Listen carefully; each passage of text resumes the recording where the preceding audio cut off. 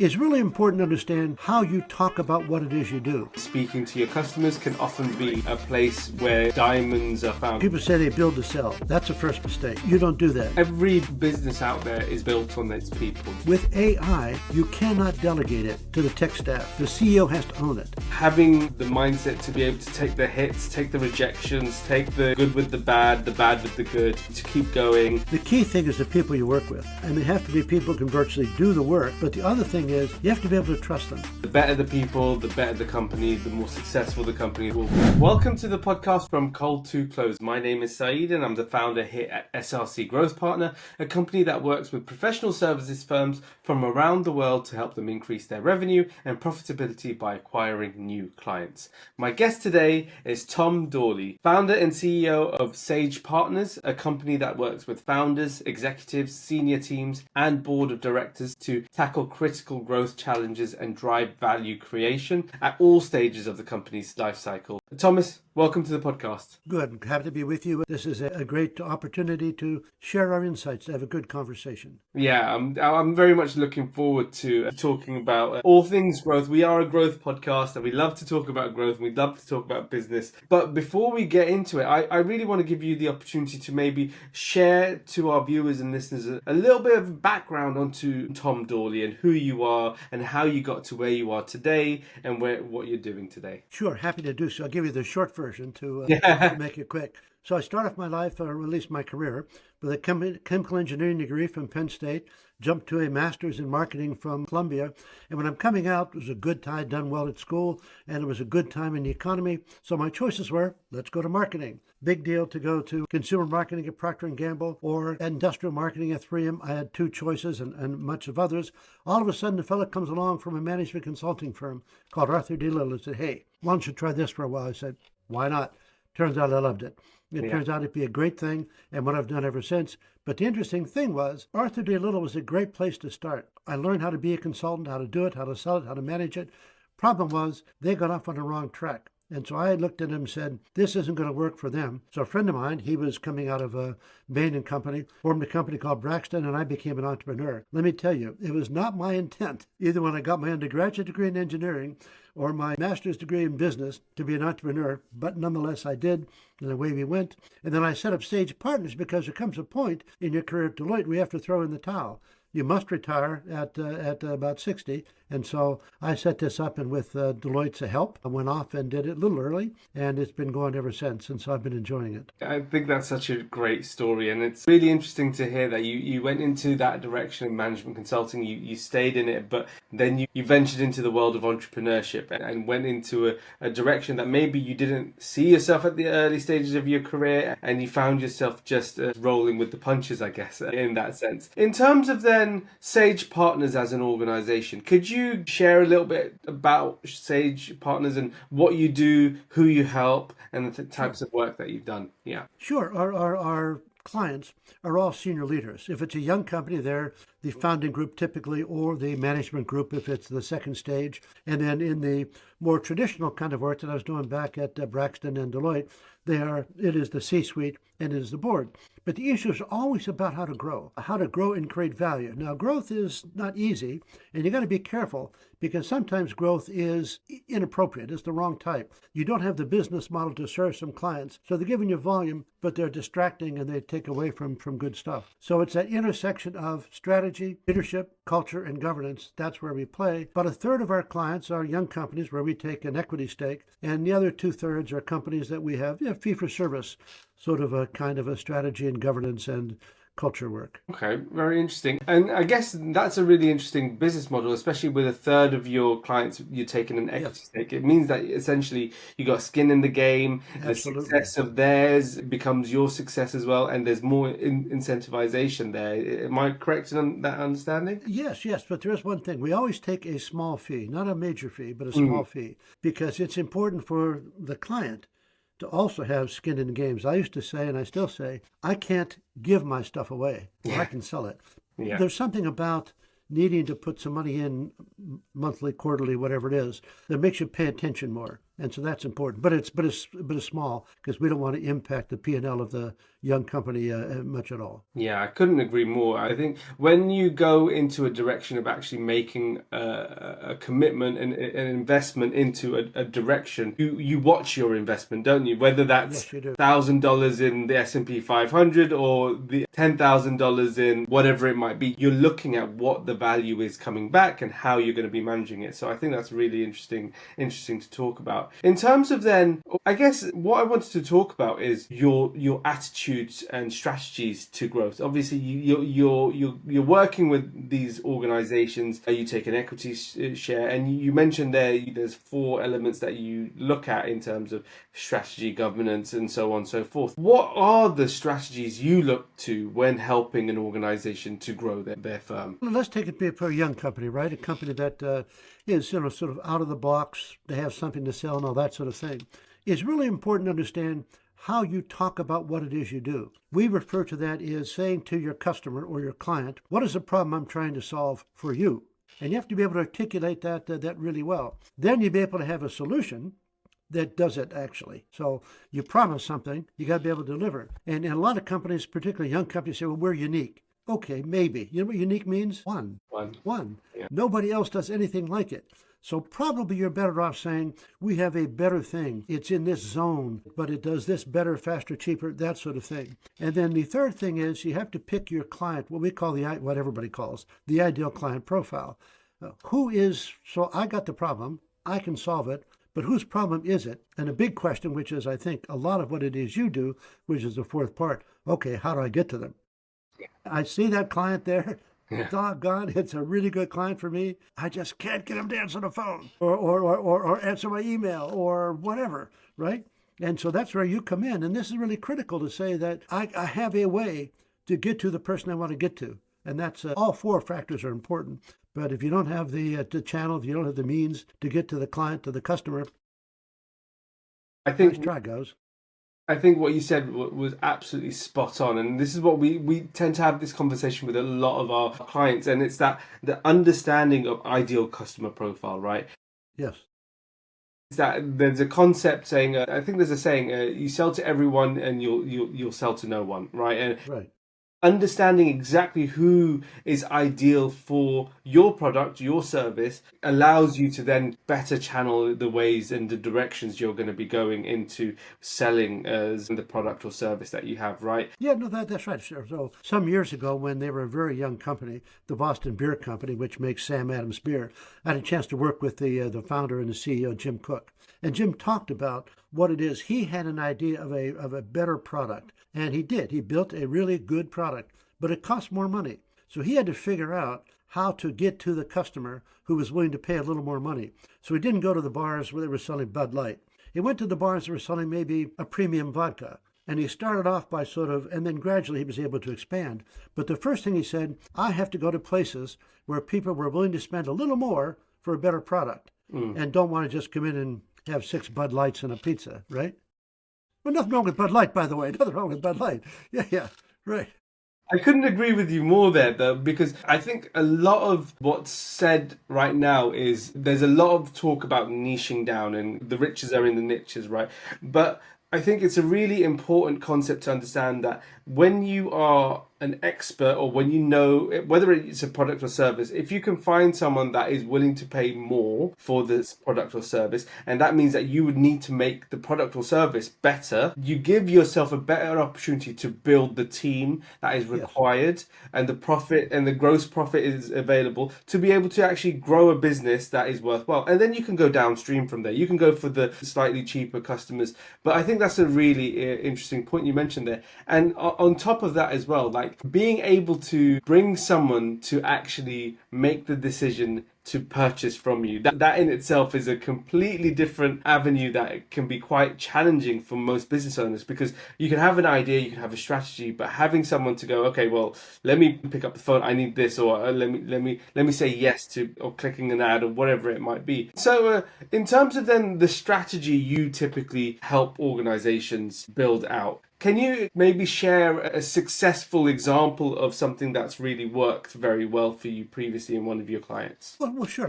I can talk about a young company. I can talk about a more established company. The young company we're working with right now is in the ag tech business. They have an optical scanning technology that picks up for plants in the field way before it becomes obvious that they have lack of certain kind of nutrients or that they have a disease. Now, this is a situation where it required actually a pivot. The first thought was, let's go after diseases, because who would not want to know your plant has a disease, right? Well, it turns out that farmers, you mean I have to rip out that plant? If it's an orange tree, I have to tear down the orange tree? Wait a minute, no. And so they had to pivot, and they had to find a way to go after the nutrition side of things. You'd get a better orange if you put more phosphorus or something else in the ground. Often you have to do that, but we've been successfully figuring out by talking to the customers. We figured out pretty quickly, because we interviewed customers, I did and others did, that it was just not going to sell. The whole thing about, you would think it would, but the whole thing about disease control, because what you had to do was so dramatic. Get rid of the tree in that case. So there's going to be several years I'm not going to have any product, but if you realized it, say eventually you're going to have to do that, still couldn't do it. And that's why we made a shift. So sometimes you learn from your customer that they should want what you have, but in fact, it doesn't work. Now go back many years ago, and we had a client, Kimberly-Clark. And Kimberly-Clark had been fighting with Procter & Gamble in the diaper business for years. Some new technology came out. And the CEO said to a young team, look, guys, make the case that we can win this battle this time, or we're done here. And what we figured out was, and this was a good way of understanding, the strategy was based on how the competitor responded. What we found was Procter & Gamble, once they had a strong position in the market, was slow to change to new technology. Mm-hmm. Years later, a business school professor named Clayton Christensen referred to this as the innovator's dilemma. Mm-hmm. We were not smart enough to call it that, but we knew we could beat Procter & Gamble, and we did. And we got the client, Kimberly-Clark, to do what they were going to do more faster, get ahead of the curve. And so their premium product, again, it was a premium product, Huggies, absolutely decimated the Procter & Gamble product gloves, which doesn't really exist anymore. Procter & Gamble still sells a lot of lower-end diapers called Pampers, but Huggies are sold at a premium. And by the way, here's a nice thing that happened. Because of that, they're able to sell Kleenex at a premium over the same products that Procter & Gamble says. Of course. So, yeah, and that was a matter of sort of the strategy was based on knowing who you're competing against and what their problem or what their response rate might be. Yeah.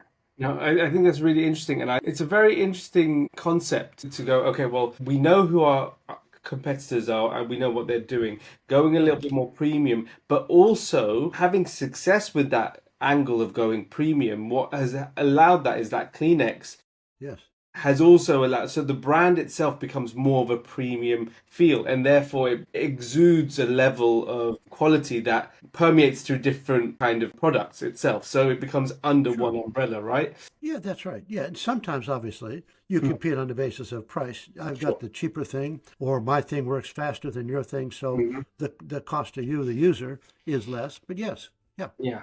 So in your experience then, when firms develop a go-to-market strategy, what are the most common mistakes firms are making when they're trying to articulate their value proposition? Sort of maybe the same side of same two sides of the same coin. One is too much confidence in their product and not enough listening to their customer. The customer will almost always tell you something about your product. They can't always tell you what they need, right? Steve Jobs used to say, I don't do customer research, because if Henry Ford said, when people were riding horses, right, in buggies, he said, what do you want? They say, a faster horse and a cheaper buggy, right? So there's sometimes you can't do that. But when your product is out there being used and being tried, the customers can tell you what's wrong with it, or why it doesn't feel right, or what you need to do to jump over and hit the tipping point where lots of customers buy your product. But I think the biggest thing is too much confidence in the value of your product and not enough paying attention to what the customer is telling you about it. No, couldn't agree more. And it's a concept that's often lost, especially now when marketing is becoming more noisy than ever, when markets are becoming more sophisticated than ever. Actually speaking to your customers can often be a place where diamonds are found. And you have to be able to conceptualize what they're actually saying, right? Don't necessarily take what the words are that is actually Right. coming. You have to understand what they're feeling about something and then go, okay, well, if they're feeling this, what's the solution to providing fixing that feeling? It's not if it might not be make things cheaper, it might not be make things more expensive. It might be we need to do this to add this to be able to help this, right? And it's also about a mindset. What is your mindset? We'll talk at another time or a little bit later about growth mindset. But here's the customer mindset. So one of our clients, a fellow I've worked with for some time, runs an immersive entertainment thing. He calls it reality gaming. It's called Bodeborg. And they're located in Boston, and it came in from Sweden.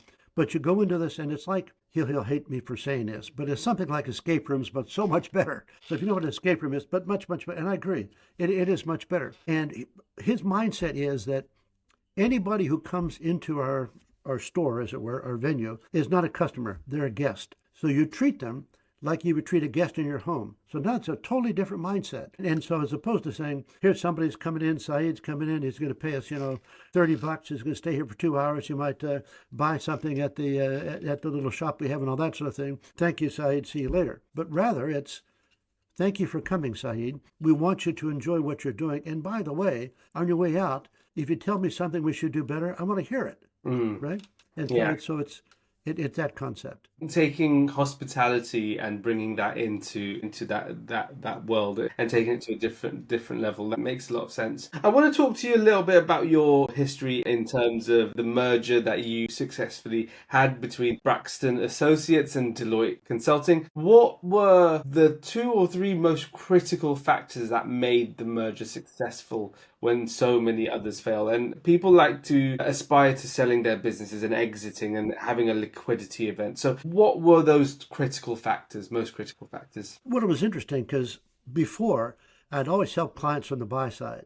I Mm, was helping them buy company mm, X, Y, or Z, and I did that well, and it worked pretty well. Now I'm on the sell side. So the world is different from the sell side. So I need to think about, and this is something that I've increasingly brought into what it is we do with clients, even on the buy side, and that is we need to think carefully about what happens after we're part of this new organization. So first of all, we had a number of choices, turned them all down, decided that this was the one, and it was based on looking at how we would fit in the organization. Could we thrive? Would there be people there who would help us understand what the new culture is like? How to be successful in the new culture without damaging, destroying ours, because we had a very successful culture. So I'd say the biggest thing I learned, and I've carried this forward, is that planning of what happens next. Everybody and most of the processes work very hard at figuring out whether this new company is in the right zone. What is the valuation? Can we afford it? Are they likely to create value if they grow, whatever it is? And then not much is done on the rest of it. So the closing date is referred to as day one. You get together, you have a party, everybody's happy and all that sort of thing. But the more important day is day two, mm, which is the day after the deal closes. Now what? mm. Right? Now I'm no longer Braxton Associates alone and independent and able to not exactly do what we want, but I have lots of degrees of freedom. Now I'm part of this larger organization, and there, as any investor would be, right? They have some things they want from you and some ways they want you to work. And so it's critically important. And so I just did a podcast with Barry Weiner, and it's posted now, of a survey that Deloitte does about mergers and acquisitions. But the best thing happened was one of the people who works with on his team, a woman named Susan Detmar, she and I talked about the fact that I asked her the question, is it, Susan, that people are getting better at this? This is an expensive thing. It's disruptive. Are we getting better at it? And she says, well, maybe, but only if. And the only if is what we were just talking about. Only if you have people who have done this before, who know all about the next day two and all that sort of thing.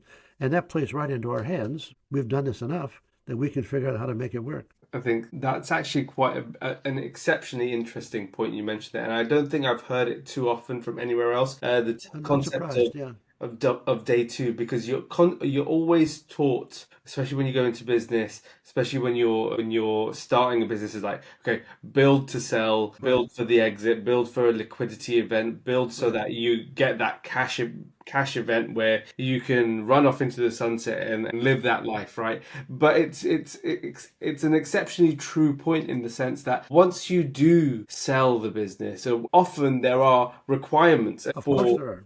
There's deliverables, there's an earnout that's involved when it comes to some of that cash that would be paid out. So in terms of that day two concept, and what specific strategies have you found effective in managing the integration process? Well, let me pick up on one point you said first. People say they build to sell, right? That's a first mistake. You don't do that. When you're getting investors, you say, here are some exit strategies. But what you have to focus on is building the thing, building your company to be successful, to be growing, to be profitable, to having good customers and all that sort of thing. And obviously, the investor wants to get their money back, so they want exit. But you can't start off thinking about the exit strategy. So I would say the first thing, after you get through the fact that this looks like a good company, looks like the valuation might be unreasonable and all that sort of thing, would be to say that what does their culture look like versus ours? Because culture is really important, particularly if it's a people business. I suppose if it's a hardware business or something, maybe less important, but I work mostly with people businesses. Even the tech companies we work with are heavily dependent on people. So the people, which is culture, have to find a place to stand in the new place. So working on identifying the culture, and one of the things I ask people to do is, opposed to saying, what is your culture like, which sounds like a pretty odd and visionary thing to do, I say, try to figure out how it is we do things around here. So what it is the way we, and then look at how it is they do things around here, and see if they match, because that's kind of culture at the firing line, culture where it really works. Yeah, no, without a doubt. Every business out there is built on its people, right? And if you don't get the people right, then you can put yourself back 6 months, 12 months in your growth. It can put any kind of merger at jeopardy. It can do it can have any kind of adverse and positive effect on anything when it comes to the people side of things. In terms of then, I guess how, and you mentioned and you touched on there, don't think about building to sell, right? What are the most important non-financial factors that should be evaluated in a potential partner? Sure. There are a series of things. Are you talking about the buy side or the sell side? Both. Okay. Please, both. Yeah. Sure. From the buy side, what the client is, what the buyer is looking for is repeatable earnings. Do you have a base of business that is likely to go on? Secondly, what your customers think of you, and almost always you do some sort of an understanding of. Now, part of it is a hint: do the customers stay for a long time? But a part of it is satisfaction surveys, and you look for related to that customer churn. So those are things that are on the customer side. Obviously, there's a whole piece about whether your technology is good and all that sort of thing. And then the other factor is, what does your bench look like in terms of your staff coming up, so that if you, the team that's selling, after the earnout, they might say, I'd rather go sail my yacht to Martha's Vineyard or something, or wherever. You need to make sure you have people there who can handle the work. Sort of from my side, if I'm the sell side, I'm looking to see, can they help me do a better job with my customers? For example, do they have connections to the customers I'd like to reach but can't reach? So could I get there? If I need some help because perhaps I'm underfunded in the R&D side or the marketing side, can they provide that source? And then finally, are there people there who can help me and my team when I have struggled with how to do things inside the new firm? Can they mentor me? No, I think that's some really interesting points there. And some points that I've not heard before as well. So that's always helpful. You're kind to say that. I think you're right. Yeah, no, 100%. So I kind of want to talk about this a little bit more, about how things are evolving over time in terms of, it's a 2-letter word, and I'm sure you've seen it, AI and digital transformation. Specifically, how is it, in your opinion, how do you see it evolving professional services firms in ways that might be different from other industries? Sure.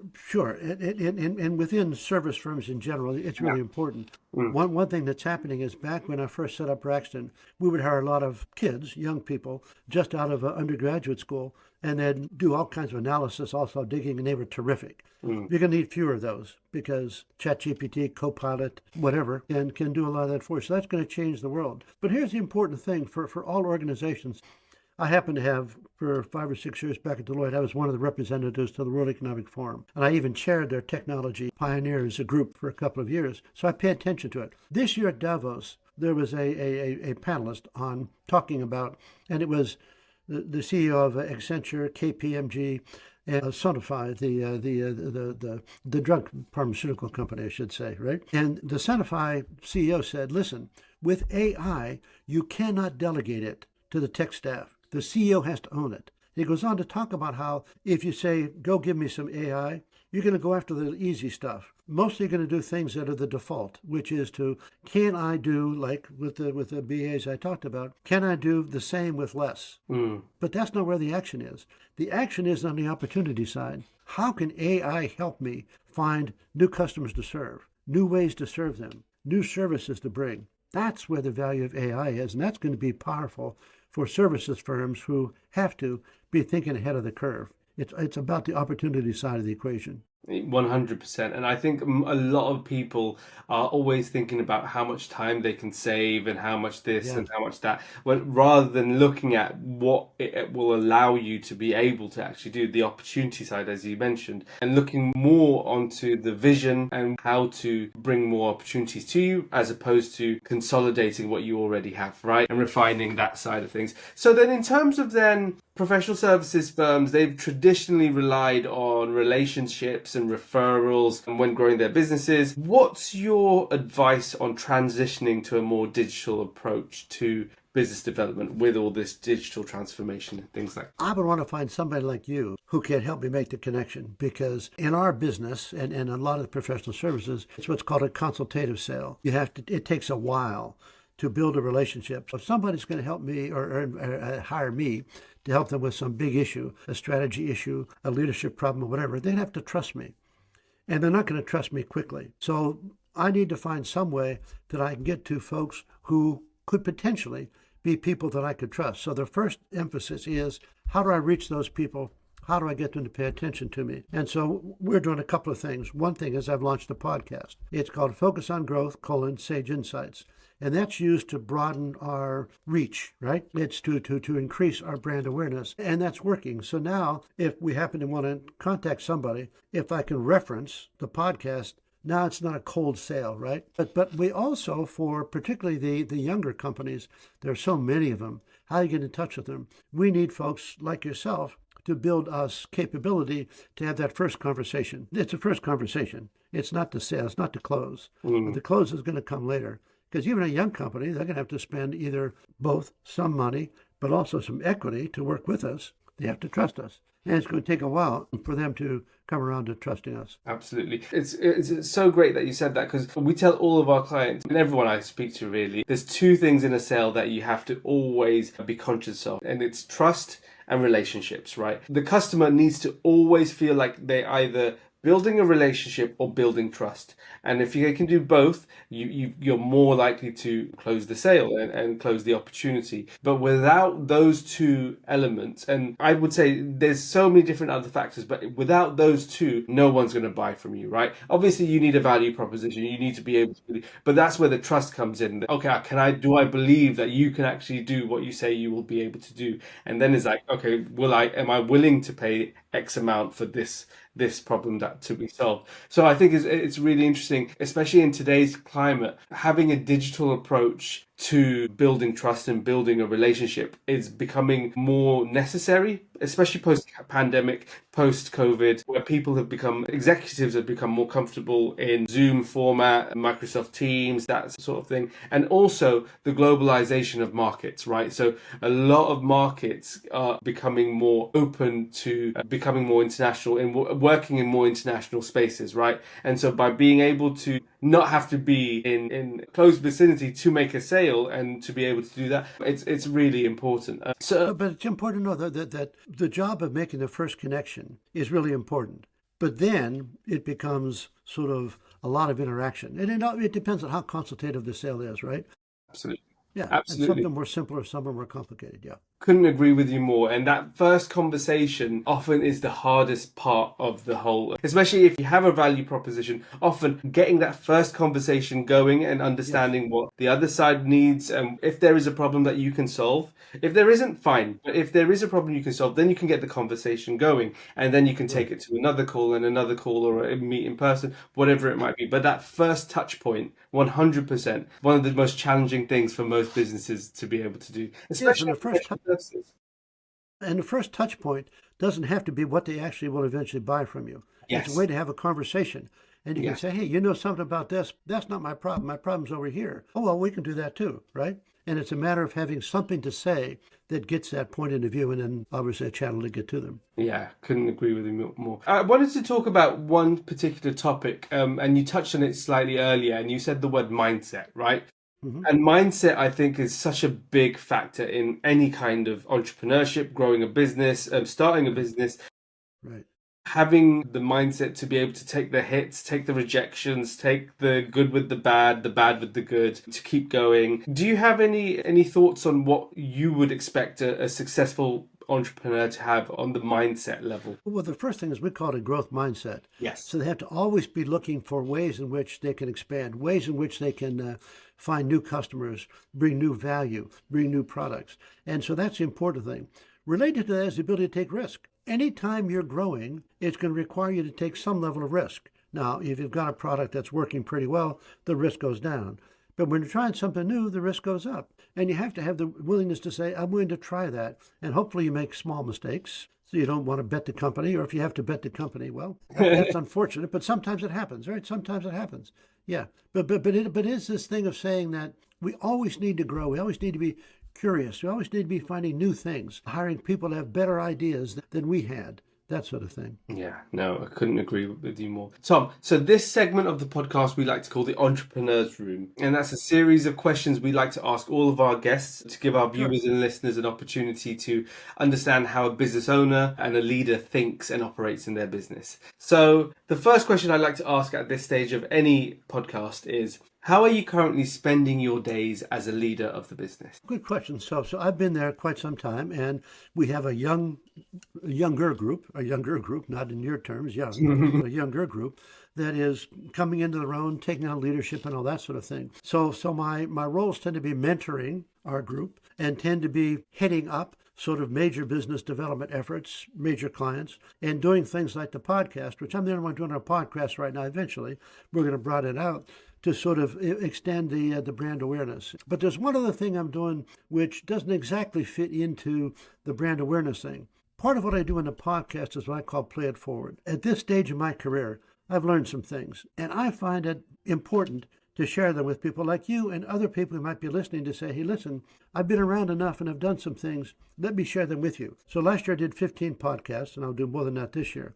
13 of them were brand awareness, building revenues for Sage, but 2 of them were totally play it forward. One was about sort of the media and how misinformation, disinformation works and all that. Another one is how you can have conversations on difficult, polarizing topics, which was important right before our election. I don't know that it had that much impact. But these are important things. I felt that even though nobody's going to call up and say, can you do that for me? I want to hire Sage to do that. Those are important things to do. And in fact, at this stage of my career, I want to be able to leave something behind, leave a bit of a legacy for folks that are not necessarily my clients. Yeah, no, I absolutely love that. And being able to share your experiences, I think it's a really great thing to be able to do, because you have gone through so many lessons, and it's like it's paying down the ignorance debt that others might have, right? That's how I like I to say like it. that. Yeah. Can I use that Yeah, line? Can of I use course. that Feel line? free, All take right, good. it. Okay. Okay. Yeah, Okay, good. absolutely. Yeah, All it's right, good. Yeah. and 100%, by being able to learn from someone else's lessons and mistakes and understandings, you build a level of knowledge in yourself and wisdom within yourself to be able to move at the next juncture of your life and being able to attack it in a more wise manner, I guess. So I think that's really, really, really great. In terms of then, as a business owner, as a leader of the business, there's obviously metrics that you look at that you want to be measuring consistently. Some business owners do more than others. What metrics matter most to you when running the business? Sure. So there are 2 different metrics in our case because we have 2 different groups of clients. For the young companies, the question is how well they are doing, and we create a value. We have valued the portfolio. Mm-hmm. So obviously it is or it isn't, right? Mm-hmm. But we take a cut at sort of under normal metrics. What would this be worth? And so we can watch it doing better, and that's good for us. Eventually, it's going to be a good payout for us, but also says the clients are doing better too. And on the other side, we talk about number of clients and revenues. And we're an LLC, which means we're a pass-through organization. So we essentially take the money that comes in from clients and send it out to our partners. So essentially, we don't quite, but we bring our margin down to zero because we want to pay taxes. This is the way it works in the U.S. We pay taxes at the individual level as opposed to the corporate level, right? But it's those sorts of things that it might come down in both cases to how well are our clients doing. And the measure for a young company is how their valuation is growing. And for another company is, are they continuing to be a client? Are they coming back for more advice? Do they still, if we need them as a reference, will there be a reference?